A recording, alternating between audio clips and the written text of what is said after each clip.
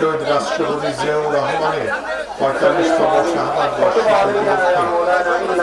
আজকের এই সাধারণ মানুষের মধ্যে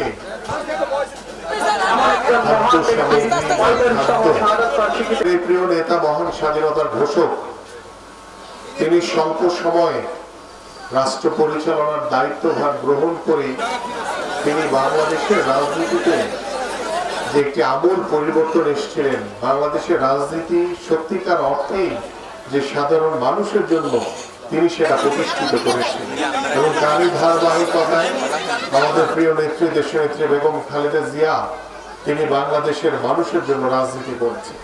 তিনি বাংলাদেশের কল্যাণের জন্য, বাংলাদেশের মানুষের কল্যাণের জন্য তিনি কাজ করেছেন এবং আমাদের বর্তমান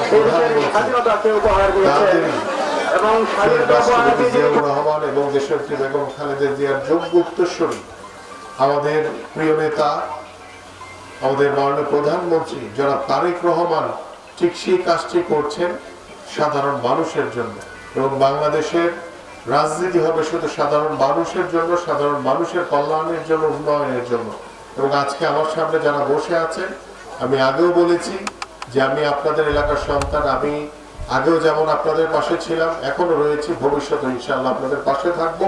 এবং আমাদের শহীদ রাষ্ট্রপতি জিয়াউর রহমানের যে আদর্শ, তার যে শিক্ষা, সেটাকে ধারণ করে আমি আমাদের সকল নেতা কর্মীদেরকে আহ্বান করব যে আপনারা যেটাই করবেন সেটাই হয় যাতে সাধারণ মানুষের জন্য, এবং সাধারণ মানুষের সকল সমস্যাগুলো শুনে কিভাবে আমরা সেই সমস্যাগুলো সমাধান করতে পারি, কিভাবে সেই সাধারণ মানুষের পরিবারের, তাদের এলাকার যে সমস্যাগুলো রয়েছে সেই সমস্যাগুলো সমাধান করতে পারি, এটাই হবে আমাদের মূল ব্রত এবং মূল কাজ।